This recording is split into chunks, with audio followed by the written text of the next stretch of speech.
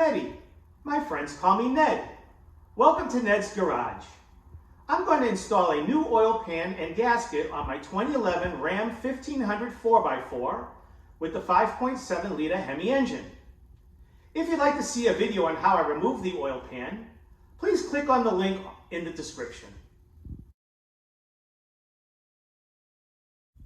So here's the crankcase with the oil pan removed.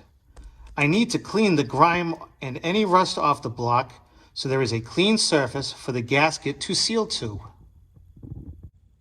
I will start with a putty knife to get the majority of the grime off.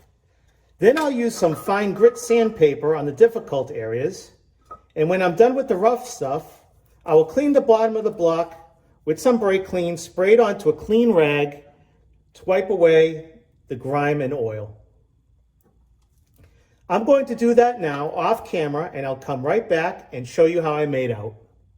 So here is the bottom of the block. I've prepped it for the installation of the new gasket and the new oil pan.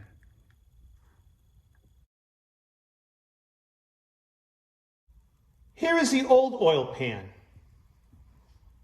Here is the new one. Apparently, the inside coating of the old oil pan came loose and was sucked up into the oil pickup tube, causing a loss of oil pressure. The truck was also leaking oil.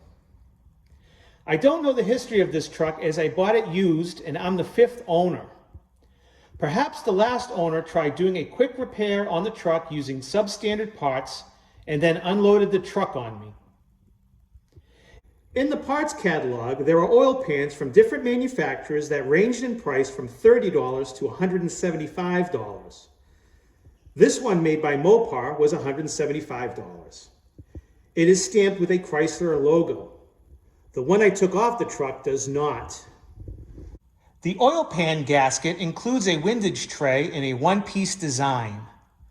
The price for this part ranged from $28 to $44. This one made by Mopar was $37. The packaging shows it is sourced by the original equipment manufacturer, and it looks different from the one I took off the truck. This is why I conclude the parts were changed at some point. I also believe substandard parts were used and they failed. Hopefully the use of original manufacturer parts will make the difference and my repair will last. The installation of the oil pan and gasket goes like this. I am using a labor-saving device called snap-ups. They thread into the 4 corners of the engine block where the pan bolts would go. You don't need to use these if you don't want to spend the $5 they cost. You can do it the old-fashioned way and use gasket sealant to hold the windage tray in place instead. But I'm using these snap-ups to hold the windage tray in place and keep it aligned with the oil pan. The next step is to reinstall the oil pickup tube using a new O-ring.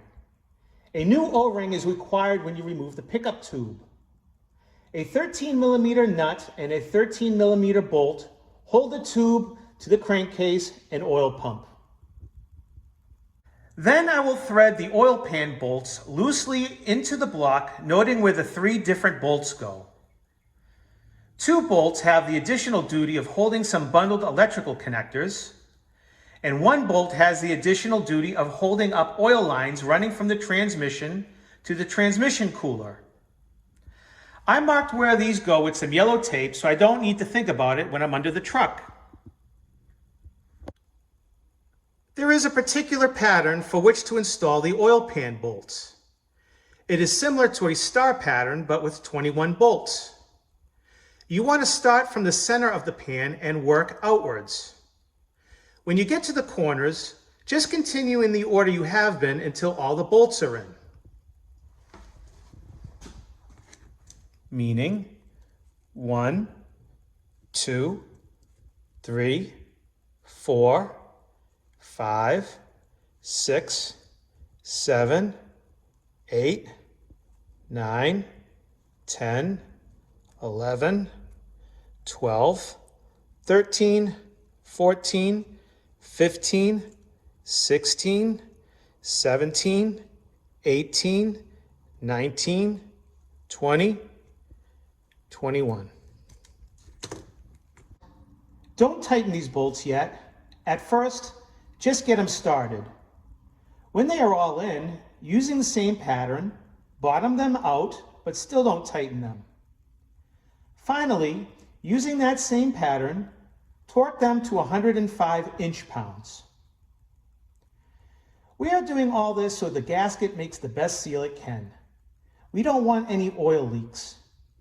Over-tightening the gasket will wreck it, and then it will leak, and then you'll need to buy a new one and do the job all over again.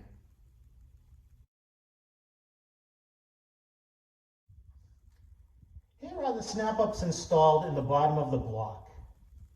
You actually don't need to use these. You can use gasket sealer, which is a sticky spray, to hold up the windage tray if you want to. That is the way it has always been done. I'm trying it this way because I think it's better. I want to make sure everything stays aligned and goes in properly because it was a lot of work to get this pan out, and I don't want any oil leaks. I want to make sure I don't have to do this job again. Here is the windage tray being held up by the snap-ups.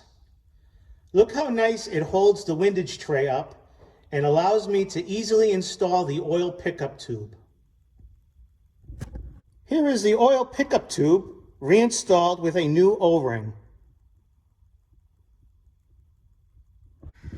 Here is the oil pan being held up by the snap-ups.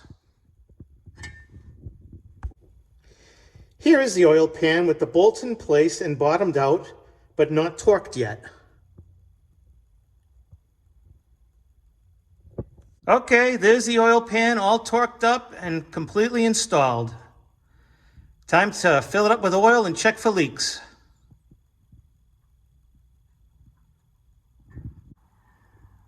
Okay, let's fill the crankcase full of oil and see if I get my oil pressure back. Don't forget to install a new oil filter.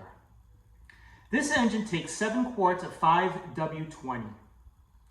I'm using this cheap stuff in case I still have problems and need to drain it out again.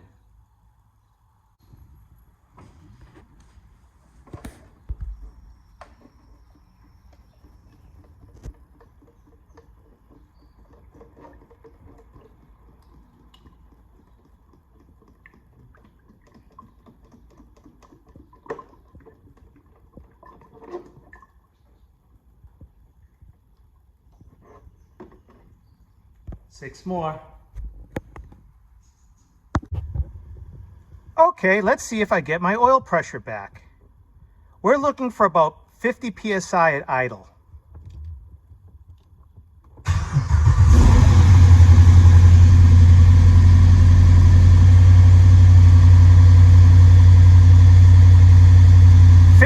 PSI? Well, that's a fix.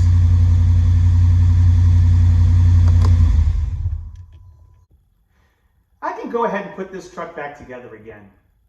While doing so, I have some other components I need to replace. I hope this video helped you with your oil pan replacement. Please like and subscribe to Ned's Garage.